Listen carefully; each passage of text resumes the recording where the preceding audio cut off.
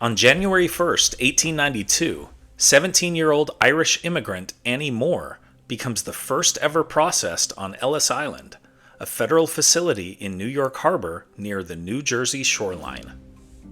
It kicks off an immigration era that brings more than 12 million immigrants through the nation's first and largest federal immigration processing station.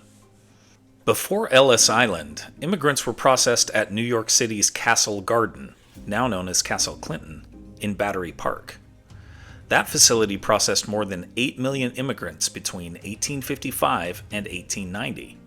Interestingly, it's from Castle Clinton that you take the ferry today to go to Ellis Island and the Statue of Liberty.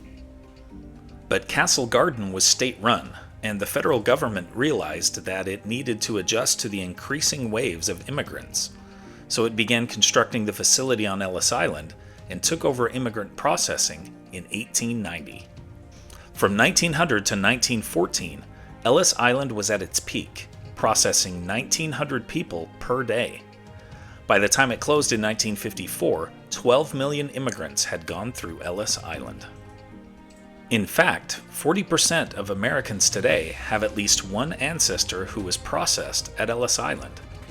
President Lyndon Johnson designated it as part of the National Park System in 1965, and it was opened to the public in 1990 as the nation's primary immigration museum. But what happened to Annie Moore? Well, she sailed from Ireland with her two brothers to reunite with her parents who had already been in America for 4 years. She lived most of her life on Manhattan's Lower East Side, and there are two statues of her, one at Ellis Island and one back in Ireland in the port city of Cove, to remember the many Irish immigrants who sailed to America. Here are other events that happened today in history. In 45 BC, ancient Rome's Julian calendar takes effect, implementing major reforms including leap years.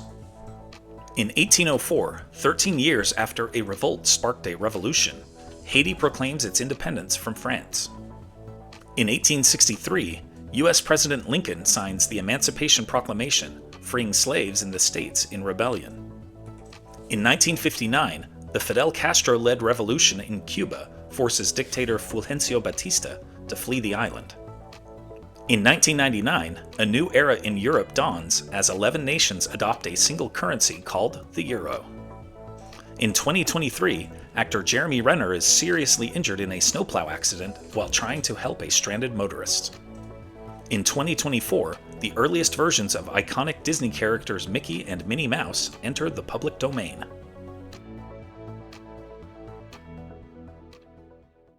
And now, it's time for our Today in History quiz. In 1974, U.S. President Richard Nixon signed a federal law limiting all national highway speeds to what? 50 miles per hour, 55 miles per hour, 60 miles per hour, or 65 miles per hour? Think you know the answer? Drop your guesses in the comments below. Find out if you're right tomorrow on Today in History.